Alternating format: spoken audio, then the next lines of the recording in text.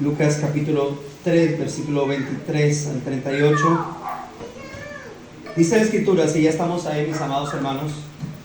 Jesús mismo, al comenzar su ministerio, era como de 30 años, hijo según se creía de José, hijo de Elí, hijo de Matat, hijo de Leví, hijo de Melqui, hijo de Cana, hijo de José, hijo de Matatías, hijo de Amós, hijo de Nahum, hijo de Esli, hijo de Nagai, hijo de Maat, hijo de Matatías, hijo de Semei, hijo de José, hijo de Judá, hijo de Joana, hijo de Reza, hijo de Zorobabel, hijo de Salatiel, hijo de Neri, hijo de Melqui, hijo de Adi, hijo de Cosam, hijo del Modam, hijo de hijo de Josué, hijo de Eliezer, hijo de Jorim, hijo de Matat, hijo de Leví, hijo de Simeón, hijo de Judá, hijo de José, hijo de Jonán, hijo de Eliakim, hijo de Melea, hijo de Mainán, hijo de Matata, hijo de Natán, hijo de David, hijo de Isaí, hijo de Obed, hijo de Booz, hijo de Salmón, hijo de Nazón, hijo de Minadab, hijo de Aram, hijo de Rom, hijo de Fares, hijo de Judá, hijo de Jacob, hijo de Isaac, hijo de Abraham, hijo de Taré, hijo de Nacor, hijo de Serug, hijo de Ragau, hijo de Peleg, hijo de Eber, hijo de Sala, hijo de Cainán, hijo de Arpaxad, hijo de Sem, hijo de Noé, hijo de Lamec, hijo de Matusalén, hijo de Enoch, hijo de Jared, hijo de Mahalalel, hijo de Cainán, hijo de Enos, hijo de Set, hijo de Adán, hijo de Dios. Ahí, como mencioné, vamos a volver a tratar este punto o este sermón al respecto, y en este punto sí he querido dejar intacto, aunque hubo unas adecuaciones y unas palabras en particular. Quise dejar el título del sermón, que es pertenecientes a una genealogía celestial. Sabemos que estamos obviamente en la serie de sermones del Evangelio de Lucas, y recordemos que el mensaje central de Lucas es que Jesús vino a ser el Salvador no solamente de los judíos, sino también de ¿quién? De los gentiles. Recordemos que obviamente ese mensaje o esa línea melódica que atraviesa todo el Evangelio de Lucas es eso, de que Cristo es el Salvador del mundo, que Él vino a buscar y a salvar lo que se había perdido. Ahora, ya hablamos obviamente, quiero recordar solamente esta parte, respecto al hecho de que el Señor Jesús haya iniciado su ministerio a los 30 años, y mencionábamos que esto está en concordancia con el hecho de que Jesús, al estar sometido a la ley, pues sigue el patrón de Números capítulo 24, en donde se le daba lugar a los levitas a iniciar su servicio a los 30 años de edad. Obviamente esto no significaba que el Señor Jesús no hubiese estado haciendo absolutamente nada en esos 30 años antes de iniciar su ministerio. Al contrario, Él estuvo siendo fiel a Dios en lo poco para luego ser puesto en lo mucho. Y ya mencionamos, en alguna ocasión mencionábamos que en la cultura judía, un niño, es decir, un judío, podía incluso, si tenía la capacidad, si ya había sido preparado en todos estos asuntos, podía casarse a los 12 años y podía tener la mentalidad para hacerlo y manejar negocios. Ahora, en asuntos que tengan que ver con la política, o con asuntos de puestos de gobierno, o con asuntos, por ejemplo, de servicios sacerdotales, solamente podían hacerlo a partir de los 30 años, y por eso el Señor inicia su ministerio a los 30 años. Pero antes, ya obviamente, Él venía ejerciendo su buen testimonio dentro de la sociedad, y esto obviamente es debido a que era necesario y esencial que el Señor Jesús cumpliera con la mayor fidelidad los deberes más limitados de la vida familiar, antes de asumir aquella gran misión que el Padre le había encargado. ¿Cuál? La de salvar a la humanidad, salvar a aquellos por los cuales vino a morir. Y por eso estos 30 años de vida, nuestro Señor demostró tener un buen testimonio en su vida práctica, teniendo la autoridad no solamente para decir hagan lo que yo les digo, sino incluso y especialmente la autoridad para decir hagan lo que yo hago. El Señor no solamente mostraba o enseñaba a través de lo que hablaba, sino también a través de lo que hacía. Ahora, Lucas, note que nuestro pasaje que leímos precisamente es una genealogía, ¿no? Y respecto a las genealogías, que desde Génesis en adelante no solo tenemos muchas de ellas, sino que normalmente están ahí en la Biblia. El asunto con ellas, que es algo lamentable, es que son lecturas que son pasadas por alto, porque algunos tienden a tener las genealogías como aburridas y por ende pues se saltan, no se profundizan en ellas, para conocer al menos cuál es el propósito o cuál es la razón por la cual esos árboles genealógicos fueron también inspirados en las Escrituras. No fueron puestos ahí por nada. Por eso, hermanos, jamás menosprecie las genealogías, jamás las tenga sin valor alguno. Más bien, ante una genealogía, ante una lista de nombres que a veces no sabemos ni leer, bueno, lo que debemos hacer más bien es orar a Dios para entenderlas, o orar al Señor para que nos ayude a buscar ayuda para poderlas entender. Pero jamás, hermano, las menosprecie, porque esas genealogías también fueron inspiradas por Dios y colocadas ahí. Dicho esto, vamos a presentar nuestro sermón en estos 3 puntos que ya mencionamos: la imperfección de todas las genealogías. El segundo punto tuvo una adecuación, ya que ya tuvimos nuestra explicación aparte de esas 2 genealogías de Mateo y Lucas. Y el segundo punto será titulado el énfasis de la genealogía presentada por Lucas.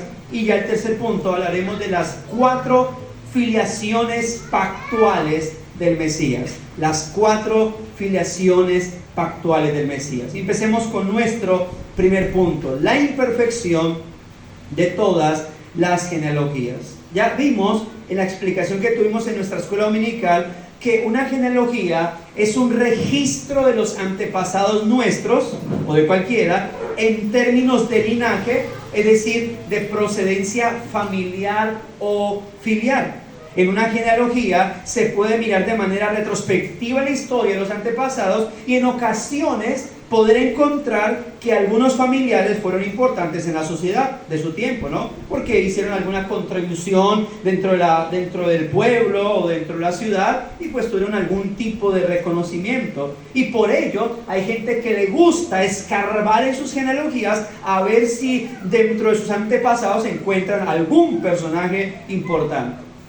Y sea que encuentren o no, mis amados hermanos, personas importantes y muy bien reconocidas por la sociedad, la realidad con respecto a las genealogías es que todas están compuestas por seres profundamente defectuosos y pecaminosos, como todos nosotros. Y por consiguiente están compuestas por seres que están destituidos de la gloria de Dios, a menos que en la gracia divina algunos de esos pertenecientes a estas genealogías pues hayan sido alcanzados por la gracia del Señor y por lo tanto hayan sido salvos. Puede ser que entre nuestros familiares o entre nuestros ancestros tengamos personas que ni siquiera nos hayamos dado cuenta hasta el punto de hoy que ellos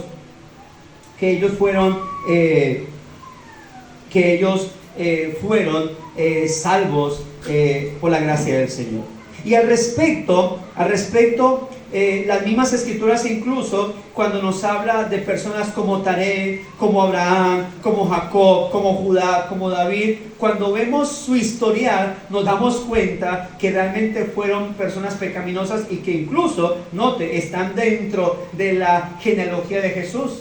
El hecho de que aparezca Rahab la ramera, el hecho de que aparezca Ruth la moabita, el que aparezca esta Tamar, la que se acostó con su suegro, engañándolo, y él obviamente buscando a la prostituta, el hecho de que Jacob haya sido un mentiroso, un tramposo, que Abraham haya sido junto con su padre un idólatra, de que David haya sido un adúltero, y así sucesivamente. Bueno, muestra realmente el peso pecaminoso de esas genealogías. Por eso cuando uno lee Génesis capítulo 5 se encuentra con el hecho de que se reitera una y otra vez más que aquel que engendró hijos e hijas finalmente murió. Y esto obviamente recordándonos, hermanos, la realidad la realidad de que aquello que Dios les dijo en el Edén respecto a si lo desobedecían morirían, pues efectivamente ocurrió. Ellos tomaron del árbol de la ciencia del bien y el mal, desobedecieron al Señor y en términos humanos murieron de manera progresiva, pero en términos espirituales murieron inmediatamente. ¿Qué nos lleva a concluir esto al respecto? Uno, que todas las genealogías o generaciones anteriores e incluso posteriores, partiendo desde Adán, son pecadores. Dos, que los pertenecientes a toda genealogía, su fin seguro es la muerte, porque como enseña Romanos 5, el pecado no solamente entró por un hombre, sino también la muerte. Y tres, que debido a nuestra condición pecaminosa y el aterrador destino eterno que merecemos, pues la gran necesidad que todo ser humano tiene es la gracia salvadora del Señor. El pertenecer a las genealogías, independientemente de cuán renombre tengan esas genealogías, la realidad termina siendo la misma. Son pecadores, dignos de condenación y por lo tanto sometidos a muerte, es decir, al final necesitados de la gracia del Señor. Si Dios no se compadece de nosotros en un acto soberano de su pura gracia, mis hermanos, no tenemos esperanza. Somos pecadores, rumbo a la muerte, no solamente física, sino espiritual. Por ello, en consecuencia, necesitamos con urgencia de la gracia de Dios en nosotros. Ahora, es interesante, obviamente, que Lucas arrastre la genealogía de Jesús desde Jesús mismo hasta Adán, porque esto no solamente muestra la conexión que Jesús tiene con toda la humanidad, sino que esto también nos recuerda que aunque un hombre llamado Adán que fracasó y trajo consigo a la humanidad a muerte y pecado, ahora hay un hombre llamado Jesús, el Mesías, el Cristo de Dios, el ungido de Jehová, que obviamente viene a vencer en aquel lugar en el cual Adán perdió. Y que mientras Adán entonces trajo muerte y trajo separación del Señor, de Dios, Cristo, como el segundo Adán, viene a vencer para traer restauración espiritual e inmortalidad con Dios. Es muy especial, por eso, amados hermanos, el que veamos a Jesús y luego veamos a Adán en otra esquina, recordando eso. Ahora, noten, mis hermanos, cómo desde la doctrina de la teología pactual, aquí están las dos cabezas federales o representativas de la humanidad. En lo que es la doctrina de la teología pactual o el federalismo, bueno, aparece, está la cabeza federal de la raza caída, Adán, y está la cabeza federal de la raza redimida. Recuerde que Adán, en cuanto a teología pactual, Adán es el representante de la humanidad. Y por ser representante de la humanidad, cuando Adán cayó, ¿qué pasó con toda la humanidad? Cayó juntamente con ella. Pero luego viene Cristo a ser representante, no obviamente de toda la humanidad, pero sí de aquellos que son los elegidos del Padre, y por lo tanto va a hacer con ellos lo que Adán obviamente no fue capaz de hacer con la humanidad, llevarlos a redención. Y aquí nos encontramos entonces con estas dos cabezas representativas de la humanidad. Ahora, todas estas observaciones nos llevan a considerar la importancia de la genealogía de Jesús, hermanos, para nosotros hoy en día. Porque no se trata simplemente de conocer de los antepasados humanos, sino de su identificación con todos los seres humanos, pero sin dejar de ser el Hijo de Dios. Porque Cristo, siendo Dios y hombre al mismo tiempo, vino a cumplir su misión de llevar a los hijos de los hombres a ser hijos de Dios. Lo cual obviamente, como sabemos, es el objetivo que Lucas nos está presentando con respecto a la vida del Señor. Vino a buscar y a salvar lo que se había perdido. Esto nos lleva a ver, mis amados hermanos, que mientras en Adán o por causa de Adán nuestras genealogías están manchadas con incertidumbre, con desesperanza, por causa de Cristo nuestra vida y nuestras genealogías pueden estar rodeadas de la gracia y la misericordia del Señor. Y hermanos, ante esto, gloria a Dios que haya sido así, porque era imposible que nosotros, con nuestros esfuerzos y nuestras obras, llegásemos a complacer y cumplir en algo la perfecta justicia de Dios, la cual Él mismo exigía, pero que gracias a Cristo, amados hermanos, al venir a ser nuestro representante, pues Él vino a cumplirlas por nosotros y para nuestro beneficio. Y por eso esta genealogía, la que nos conecta con Cristo, en lugar de ser una genealogía de muerte y deshonra, es una genealogía que nos lleva a vida y gloria de Dios. Eso nos lleva a pasar al presentar entonces la pecaminosidad de las genealogías, de todas las genealogías, incluso de aquella de la cual venía Cristo, según la carne, nos lleva obviamente al saber o anhelar el estar unidos a Cristo y el pertenecer a nuestro Señor. Con esto dicho, pasamos a nuestro segundo punto, el énfasis de la genealogía presentada por Lucas. El énfasis de la genealogía presentada por Lucas.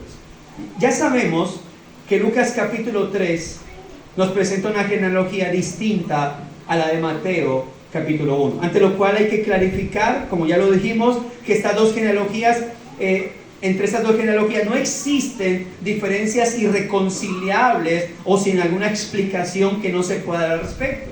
Por lo tanto, el asunto no es de contradicciones escriturales o una pérdida de la infalibilidad e inerrancia de la escritura, sino más bien de énfasis del escritor, obviamente un énfasis inspirado por Dios. Es decir, Lucas tuvo un énfasis al escribir esta genealogía, Mateo tuvo un énfasis al escribir la genealogía de él. Pero ambos fueron ¿qué? Inspirados por el Señor. Ahora, hemos dicho entonces que el objetivo de Mateo al escribir su genealogía obviamente es por el hecho de que él fue escrito para predicarles a los judíos acerca de Cristo y hacerles entender que aquel a quien ellos habían crucificado ciertamente era el Mesías prometido, el rey que estaban esperando. Y por eso note que vimos que Mateo no solo su lista comienza con Abraham, sino que cuando llega David, Mateo resalta que David no es simplemente David, sino ¿quién? El rey David. Pero cuando vamos a ver Lucas es diferente, porque él tiene un énfasis más universal. Por esa razón, Lucas no termina su genealogía en Abraham, como lo hizo Mateo, sino que Lucas, ¿qué hace? Sino que trasciende hasta Adán, hijo de Dios, dando a entender con esto que el Señor Jesús no solamente vino a ser el Mesías para los judíos, sino que vino a ser ¿qué? El Mesías para toda la raza humana. Es un asunto de simplemente énfasis. ¿A quién se quiere dirigir Mateo? ¿A quién se quiere dirigir, obviamente, Lucas?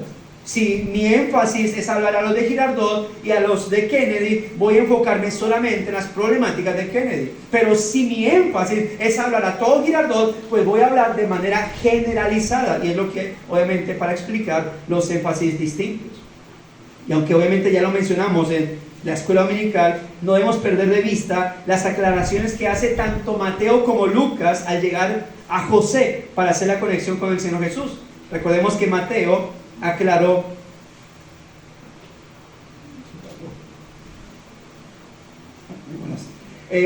recordemos que Mateo aclara cuando llega a José para hacer la conexión con Jesús, dice José, marido de María, de la cual nació Jesús. Y Lucas hace la aclaración, hijo según se creía de José. Y esto para demostrar, obviamente, que José no era el padre biológico de Jesús. ¿Y por qué? Porque si bien es cierto que la ascendencia real la tiene José, lo explicamos, la ascendencia biológica la tiene María. Y recordemos que Jesús, ya lo mencionamos, no necesitó de la ayuda de la genética de José o de María para ser concebido, pero sí fue puesto por Dios en el útero de ella y se estuvo alimentando de ella. Y por esa razón, Romanos 1:3 y Romanos 9:5, cuando dice que el Señor Jesús, según la carne, del linaje de David, esto quiere decir obviamente que esa consanguinidad la tenía por parte de María y no por parte de José. Fue lo que explicamos en el tiempo de escuela dominical. Así que mientras Mateo entonces nos da la genealogía de José, porque se dirige a los judíos y nos quiere presentar la conexión de realeza que Jesús tenía con el rey David, Lucas nos da la genealogía de María, porque se dirige a los gentiles, mostrándonos con ellos que no solo está conectado con los judíos, sino con todas las personas, o con todas las naciones más bien.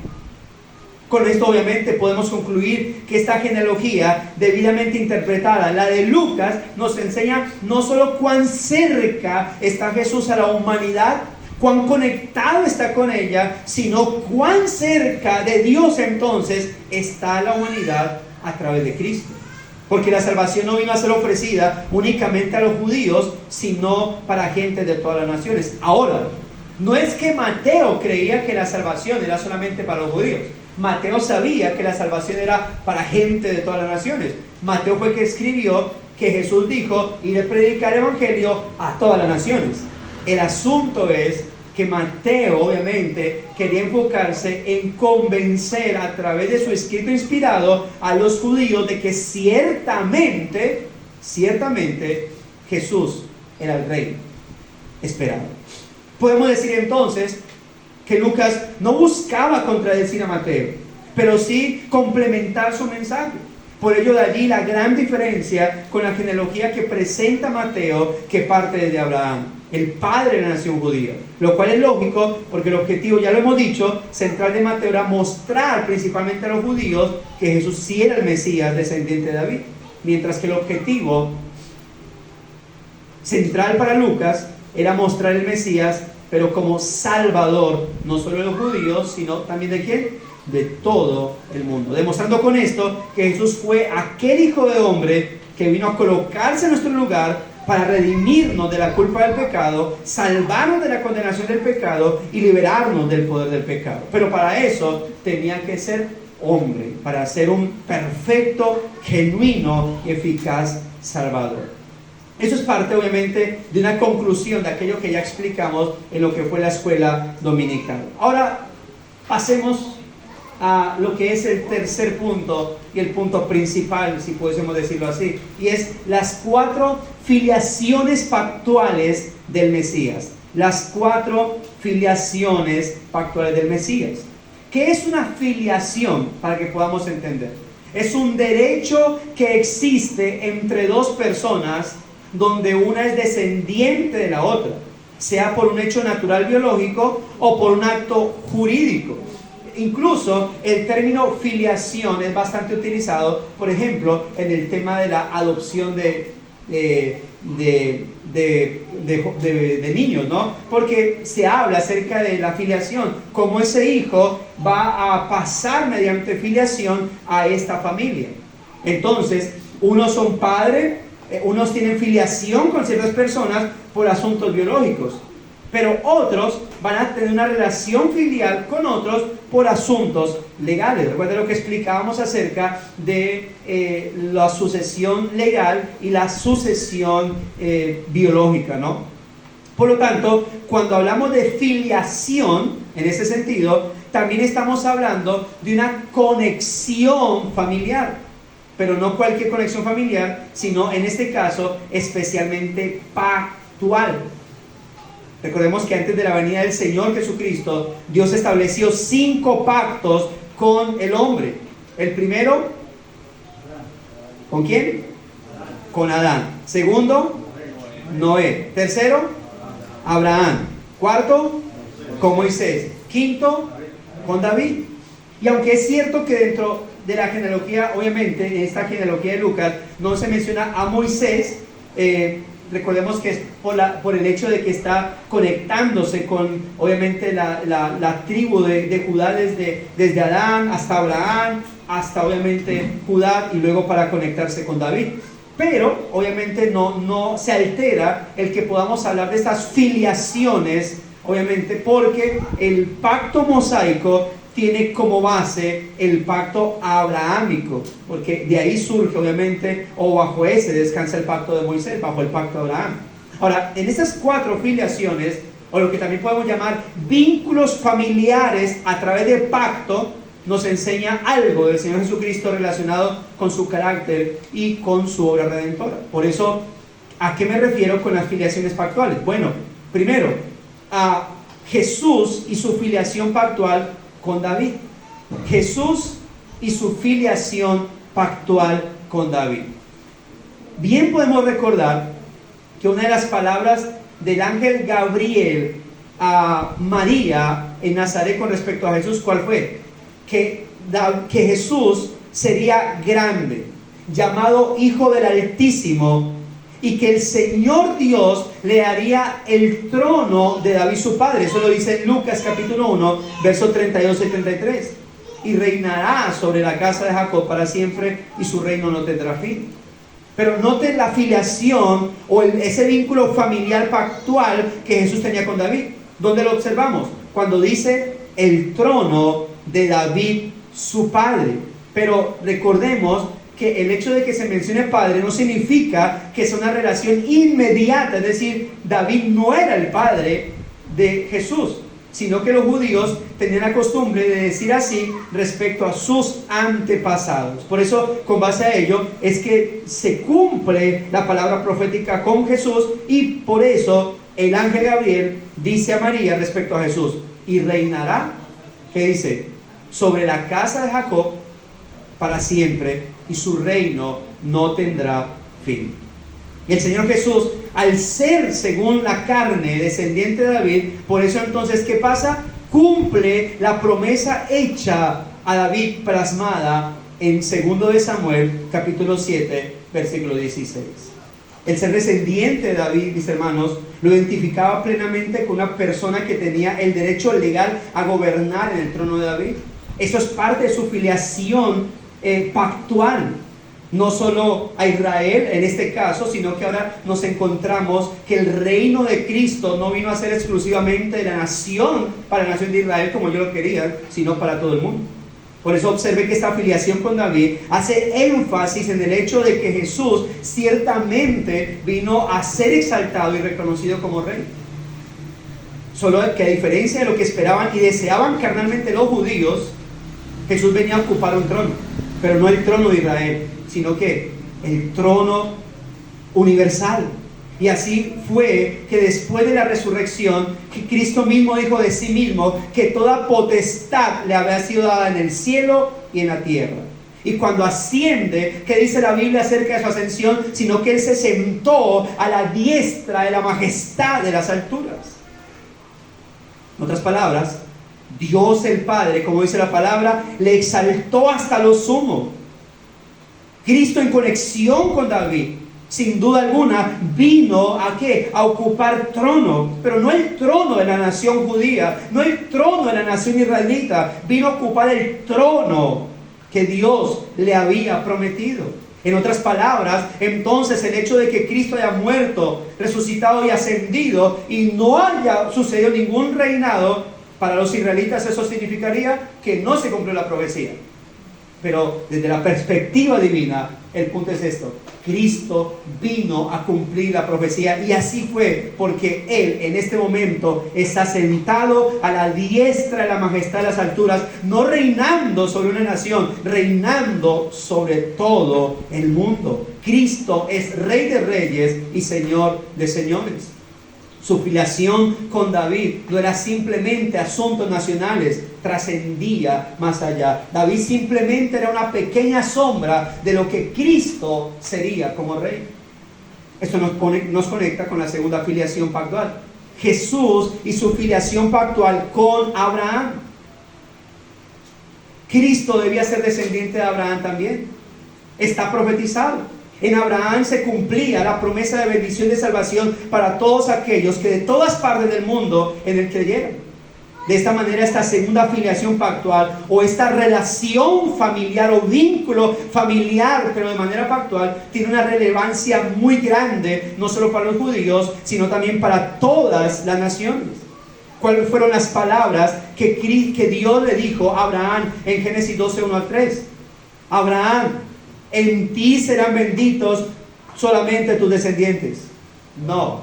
¿Cuáles fueron las palabras? Abraham, en ti o en tu simiente serán benditas todas las familias de la tierra. Note que desde Génesis, desde el llamamiento de Dios para Abraham, Dios ya tenía en mente ¿a quiénes? A los gentiles. A los gentiles. Por eso decimos que esta es una promesa de bendición, se puede decir, es una promesa de bendición universal. Jamás, al llamar Dios a Abraham, jamás tenía en mente la redención de solamente una nación, sino de todas las naciones. Y es a estas a las que precisamente se refiere el apóstol Pablo cuando en Gálatas 3:16, note lo que dice, Gálatas 3:16. Ahora bien, a Abraham fueron hechas las promesas y a su simiente. Y Pablo aclara, no dice y a las simientes como si se refiriera a los hijos de Abraham, dice a su simiente como a uno y a tu simiente. ¿Y qué dice Pablo? Con toda claridad, con toda literalidad, la cual es ¿quién? Cristo. Gálatas 3:16. Pablo es completamente literal y directo. Por lo tanto, la promesa que Dios le hizo a Abraham en términos de bendición universal, cuando la hizo en Génesis 12, se cumple totalmente en la persona de ¿quién? De Cristo. Y eso es algo que el apóstol Pablo expone a profundidad en varias de sus cartas, Gálatas, Romanos, Efesios, Colosenses. Entonces, lo que importa, amados hermanos, no es el linaje genealógico. Lo que importa es si estamos o no en Cristo. Si realmente la circuncisión que resalta en nuestra vida es la de nuestro corazón.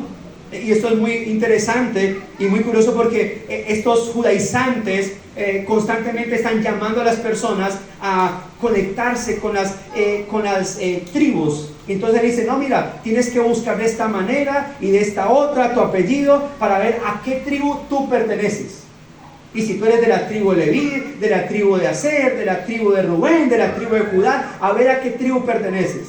Y eso resulta mucho siendo dizque la tribu de Leví, para al final decir, uy, somos una tribu sacerdotal. Pero eso es falso. Ni siquiera los mismos judíos saben a qué tribu pertenecen. ¿Saben por qué? Porque todo eso no solamente fue yéndose, se fue quemando en lo que pasó en el incendio del año 70, sino que a través de las destrucciones, a través de perderse por todos los tiempos y saber que volvieron otra vez hasta 1948, todas estas papelerías se perdieron. Nadie sabe de qué tribu al final pertenece. Todo eso se perdió. Ellos simplemente saben que son ¿qué? Judíos. Y eso por generalizar, no porque sean de la tribu de Judá, sino porque simplemente ese es el nombre que ellos se llamó. Así que no es aquel linaje genealógico pertenezco. Pero yo quiero saber, ¿será que por mi apellido Torres pertenezco a qué? A la genealogía del rey David. Porque Torres, entonces reino, Torres de templo. Nah. Lo que importa es si estamos o no en Cristo, hermanos. Si estamos en Cristo, entonces nosotros tenemos la bendición de Abraham sobre nuestra vida. Porque hacia donde apuntó Dios al decirle, en tu simiente serán benditas las familias de la tierra, no era hacia los hijos de Abraham, sino a aquel que estaría conectado con Abraham, Cristo. Independientemente, hermanos, de la etnia o de la nación a la cual pertenezcamos, si estamos en Cristo, es suficiente porque somos hijos de Dios. Esto nos lleva a la tercera filiación. Jesús y su filiación pactual con Noé, mencionado también en Lucas. Ahora, note que mencionado en Lucas, pero no es mencionado en Mateo, porque Mateo llegó hasta Abraham, pero Lucas trasciende, ya va hasta Noé. Y esta filiación es también de resaltar porque con Noé hubo salvación, pero no una salvación del alma. La salvación que dejó el pacto noético, asegurándose a través de la señal pactual del pacto de Noé, que es que el arco iris, la señal del pacto noético. Esta salvación no era del alma, no era espiritual, era una salvación terrenal. Les aseguró vida, pero no una vida eterna. Les aseguró una vida no eterna, sino una vida terrenal. Le aseguró bendiciones, pero no bendiciones espirituales y eternas, sino bendiciones terrenales. Por eso, cuando Cristo aparece en escena, entonces Él viene en su conexión filial y pactual con Noé, Él viene a suplir lo que Noé no pudo hacer. Lo que con Noé no se pudo presentar. Con Noé Dios dijo, no volverá a destruir la tierra. Y así es. Con Noé dijo, hasta que aparezca ese arco iris, la tierra va a producir. Y así ha sido. Los impíos están bajo el pacto noético. Pero al estar bajo el pacto noético, es también estar bajo el pacto adánico. El asunto es que quien está bajo el pacto noético tiene las bendiciones de Dios. ¿Quién bendice al impío? ¿El diablo? No, Dios. ¿Por qué al impío le va bien en su trabajo? Cuando actúa justamente, obviamente. Porque Dios está ahí bendiciéndolo. Ahora, muchas de las bendiciones del impío son por causa nuestra. Porque ¿cuántas empresas no tienen los impíos? ¿Y dónde? Donde trabajan los creyentes. Por eso es bueno orar. ¿Por qué? Por la empresa donde usted trabaja. Uy, pero es que si yo oro porque Dios bendiga esa empresa, pues mi jefe impío se va a llenar de más de plata y se va entonces a poner a emborrachar. No. Ah, bueno, entonces ora porque Dios la destruya. Obviamente no. Y si estás interesado en el alma de tu jefe, pues no solamente ora por la empresa, ora también por tu jefe, dale buen testimonio y predícale el evangelio. Y tal vez en la gracia divina ese hombre deje de ser deje de estar cobijado bajo el pacto noético y adánico, lo cual, aunque le asegura una buena estabilidad en la tierra, lo va a llevar a condenación, y tal vez entre bajo el pacto de Cristo. Porque solo en Cristo, solamente en Cristo es que podemos encontrar no solamente una vida en esta tierra estable, no solamente bendiciones terrenales como la salud, como la comida, como el vestido, sino que aparte de eso vamos a encontrar esas bendiciones espirituales, esa vida eterna y esa salvación del alma que solo Cristo nos puede dar. Y esto nos lleva a hablar de la cuarta filiación. Jesús y su filiación como hijo, su filiación pactual con Adán. Jesús y su filiación pactual con Adán. El hecho de ser llamado, el hecho de conectarse con Adán, el hecho de que Lucas llevara su genealogía desde Jesús hasta Adán, lo que plantea esto es que Cristo es real, es de carne y hueso. No es como decían los gnósticos en sus tantas herejías, ¿no? Que Jesús era un ser espiritual, solo que tenía forma corporal, pero no tenía cuerpo. A eso se le llamó docetismo. Bueno, incluso por eso el apóstol Juan tuvo que escribir su primera carta para decir que el que negara que Cristo había venido en carne y sangre, entonces no era de Dios. ¿Pero qué significaba eso? No estaba diciendo que entonces yo tengo que decirle a las personas, hey, ¿tú crees que Cristo vino en carne y sangre? No. Ah, bueno, estás endemoniado, ven, te reprendo. No. Juan estaba refiriéndose a que cualquier doctrina que llegara y negara la humanidad de Cristo estaba en herejía, estaba apostatando. Jesús fue efectivamente, hermanos, un hombre en todo el sentido de la palabra. La persona divina del Hijo se hizo hombre para representarnos y unirse a nosotros. Y de esta manera, ¿con qué nos encontramos? Con que Jesús asume lo que no era un hombre, pero sin dejar de ser lo que era, y es Dios. ¿Y para qué? Para que nosotros, hermanos, fuésemos lo que no éramos, es decir, hijos de Dios. A través de Cristo, el Hijo de Dios y el descendiente de Adán, podemos nosotros, hermanos, recibir nuestra recepción en la familia de la fe. Cristo es el Hijo de Dios. Es hombre, claro, pero un hombre perfecto. Por eso, mis amados hermanos, la única genealogía que importa y que cuenta para nosotros es la que nos conecta con nuestro Señor Jesucristo. Si Jesús está en nosotros y nosotros estamos vinculados en Él a través del pacto, entonces eso es lo que cuenta. Y no solamente para ese tiempo aquí, sino para la eternidad, mis hermanos. Dios ha decidido engendrar hijos para sí. No importa si son judíos o gentiles, hombres o mujeres, ricos o pobres, niños o ancianos, negros o blancos. No importa, no hay ninguna diferencia. La única o la diferencia fundamental es si estamos o no en Cristo. Eso es lo que nos diferencia de otras personas. Porque ciertamente Jesús cambia absolutamente nuestra genealogía de desesperanza e incertidumbre en una genealogía de vida, de esperanza y de seguridad en Dios, mis amados hermanos. Y por eso en ese sentido Jesús llega a ser el segundo Adán, o más bien el segundo y mejor Adán. Mientras el primer Adán nos lleva a muerte, el segundo Adán, ¿qué hace? Nos lleva a justificación de vida, amados hermanos. Por eso demos gloria a Dios el Padre, que nos envió a su Hijo, mis hermanos, para vincularnos con Él y por medio de Él conectarnos con el Padre, y de esa manera entonces aquellos que en su momento eran hijos del diablo, descendientes de la serpiente, ahora se convierten en ¿qué? En hijos de Dios. Y de esa manera entonces, al ser hijos de Dios, aceptos en el amado, en Cristo, fuésemos bendecidos con toda bendición espiritual en los lugares celestiales. Eso nos lleva a una conclusión. Aquí tenemos las 4 filiaciones, hermanos, que en definitiva sintetizan no solo lo que es la persona del Señor Jesús, sino también lo que es su obra de redención y el alcance de Él. Ahora, según la carne, Jesús está conectado con ellos, o estuvo conectado con ellos, con David, con Abraham, con Noé, con Adán, pero no es hijo en carne de ninguno de ellos. Jesús es Dios y a la vez hijo del Dios y Padre eterno. Jesús es hijo de Dios, pero no en la forma en que lo fue Adán y todos sus descendientes por creación. Por eso, cuando uno examina esto en la cristología, por ejemplo, entendemos que Jesús, al compartir la misma naturaleza o esencia del Dios y Padre, es hijo de Dios, pero en una forma única y exclusiva.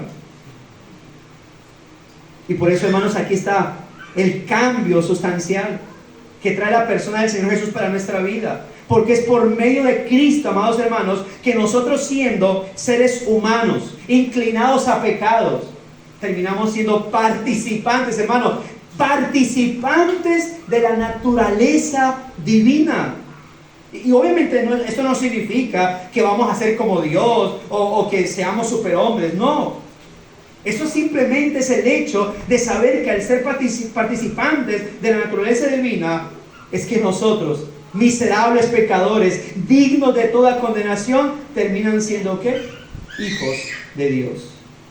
Hermanos, esto es gracias a Cristo, y solamente a Cristo, porque solo Cristo te puede llevar a la fuente originaria de bendición y de real paz y de real salvación. Solo Cristo es el que nos puede llevar a esa relación y filiación especial con Dios, y no una filiación especial terrenal, efímera, sino permanente y eterna. Porque nadie de nuestra familia, hermanos, podrá salvarnos. Tú no podrás salvar a ningún familiar, y mucho menos tú te podrás salvar a ti mismo. Tus obras están contaminadas con el pecado. Todos tus esfuerzos chocarán con esa barrera infranqueable que es el pecado. Solo Cristo, amados hermanos, solo nuestro Rey de gracia podrá hacernos parte de su reino celestial y eterno.